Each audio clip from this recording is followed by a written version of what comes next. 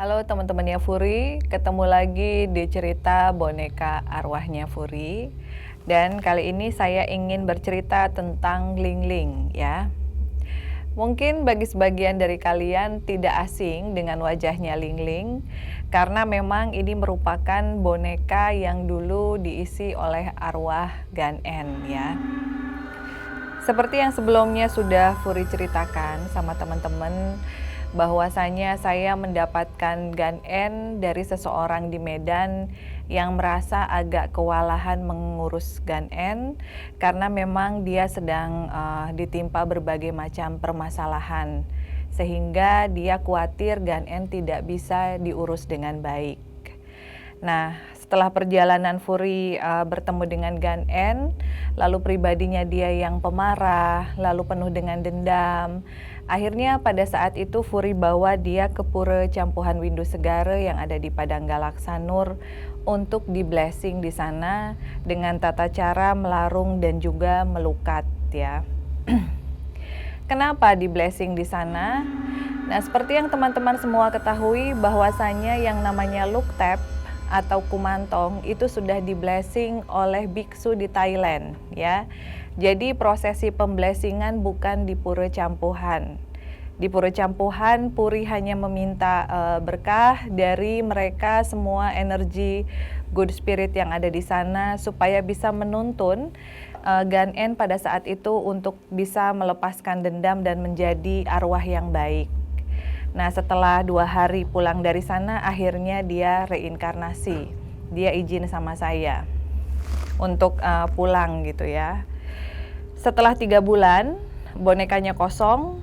Akhirnya sekitar 17 hari yang lalu, saya bertemu dengan satu sosok anak kecil seperti etnis Tionghoa ya. Matanya juga sipit banget, dia sangat cantik. Dia meninggal di usia 7 tahun, jadi tidak terlalu kecil usianya. Lalu di saat itu saya tidak banyak berkomunikasi dengan dia karena pada saat itu saya sedang di campuhan juga gitu dengan doll saya yang lain. Tetapi ternyata dia mengikuti saya sampai dengan ke Jakarta. Menurut saya pada saat itu anak ini memang lucu, baik gitu, dan dia juga senang bermain dengan saya karena memang saya banyak sekali mengadopsi luktep maupun porcelain dolls yang kebanyakan isinya adalah anak-anak. Jadi akhirnya dia meminta izin untuk dipersilahkan main di tempat saya gitu. Nah, waktu itu akhirnya dia singkat cerita punya beberapa teman ya. Seperti Caca, Ponpan, Gita, terus juga Jini, itu semua senang berteman sama si arwah anak kecil perempuan ini. Sampai akhirnya dia menunjuk boneka Gan En yang saya taruh di atas lemari. Boleh enggak katanya itu jadi rumahnya dia.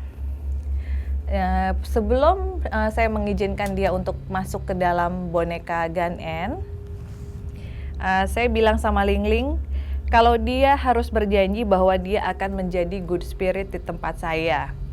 Kenapa? Karena saya tidak mau mengasuh anak-anak nakal, anak-anak yang sering iseng sama orang lain, sering jahil, sering jahatin orang, saya nggak mau, saya bilang. Saya tidak mau nanti banyak orang yang komplain dikarenakan dolls-dolls saya mengganggu orang lain gitu. Terkecuali kalau memang orang tersebut niatnya buruk gitu, itu kan beda persoalan.